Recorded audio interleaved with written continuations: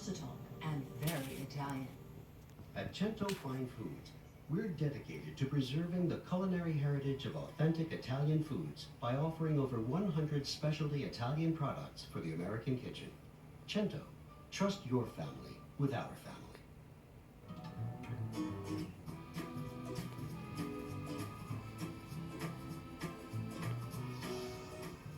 Buongiorno, benvenuti to Lydia's Italy in America. Today, chicken parmigiano. Now we all love chicken parmigiano, but this is a unique recipe. And it is the chicken parmigiano with the breast of chicken stuffed with ricotta and basil. So let's make the stuffing first. Some ricotta, drained ricotta. Ricotta sometimes can be wet, so make sure you drain it like that. And we'll put that in a bowl like that. Some grated cheese, okay, and some shredded basil. Now, you know, the Italians use a lot of ricotta. They use it for stuffings, for desserts. So, you know, absolutely, it is the Italian tradition, but I don't recall ever having a Parmigiano stuffed like this. Let's just mix. I would put a little bit of salt just in here. Just make sure that the basil is spread all over, and you could stuff it just with a spoon, but if you have one of these little gadgets, they're so much more practical. Maybe a little more. Sometimes when you overfill these, you know, it squirts off the top, so you don't want to do that either. Collect everything well, and okay, so we're ready with that. I'll put that on the side. So you have a nice chicken breast, and I guess large chicken breasts fare better, nice and clean, and by all means, you know, this is not one portion, it's a big portion, then we'll slice it. So where do you make a pocket? This is the thickest part, so you kind of take a very sharp knife. When you hold your hand on top of meat and you're cutting the meat, it transmits, at least to me does, the knife, what is it doing, what distance is it, and how it's cutting. So put your palm right here, and then just go in with a sharp knife and start in one corner, and you do just like you fan it out in a little sawing motion. Okay, and there's the pocket. Let's stuff that pocket. And again, whenever you stuff things, especially meat or fish, keep in mind that it shrinks when it cooks, and the stuffing will come out if you overstuff it. So don't overstuff anything, especially meat or fish. Okay, I'm sensing that the stuffing is going in.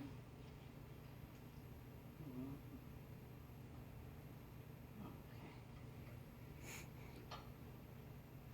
So, flour, the egg. Pause it. Pizza margarita. Okay, so let me add a little bit of milk, a little bit of salt. Okay, again, we'll salt a little bit the chicken as well, you know, especially the meat, because if you don't salt it, then inside it's sort of flavorless. Some vegetable oil, bring it to temperature, and flour.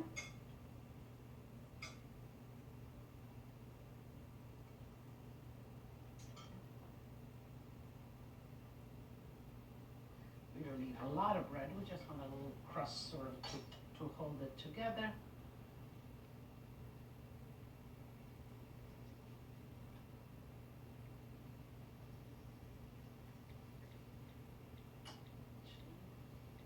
Okay, we have room for one more. I have some nice marinara here, heating up, you know, one that I had in the freezer. I always tell you when you make marinara takes 20 minutes. Make a double batch. Put it in the plastic container, freeze it, and when you're ready to do something like that, it comes really, really handy. So let's see.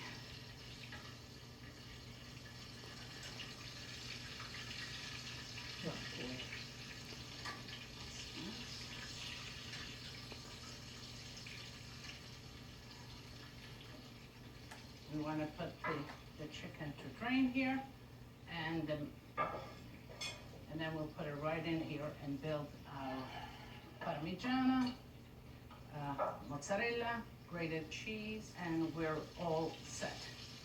Let me begin by lining the base.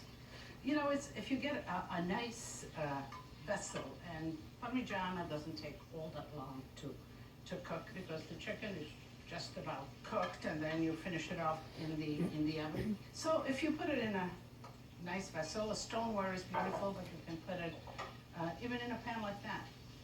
But if you put it like this, then you bring it right to the table like that, and it's beautiful. Okay, so the chicken has a nice crust. Let's drain it just a little bit. Okay. Also season it a little bit with salt. Okay, so let's put the Well, there's recipes chicken breast online for chicken right parm. in here. Let's snug it. A little bit more marinara. Now I will need some marinara to serve it also once you slice it, so save yourself some marinara.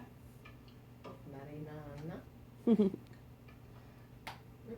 Grated cheese and slices of mozzarella. Now you could use mozzarella, you could use provola, you can use fontina cheese. So you know, recipes are sort of a guide, but you can make them your own and you can change things. You know, if your family prefers cheddar cheese on top of this, I'm okay with it. So I preheat it, 375-degree oven, about 15-20 minutes, and we'll be all set, ready to serve. I met Monica Maggio at one of the slow food. Tell me when you're ready. I'm ready. Just beautiful. And let me show you how I would portion it off. I'll take this one right here. Yum. Ooh.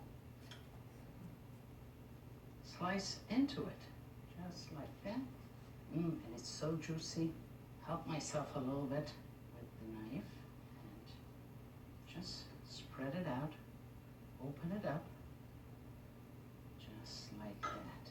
Maybe put a little bit of sprig of basil, just like here. So to go with that delicious chicken, of course, a little pasta. Penne alla vodka. You don't get that in Italy. That's an American rendition. Do you want of this penne. too, or just the But chicken? it's delicious. People love it. Okay. So a little bit of olive oil.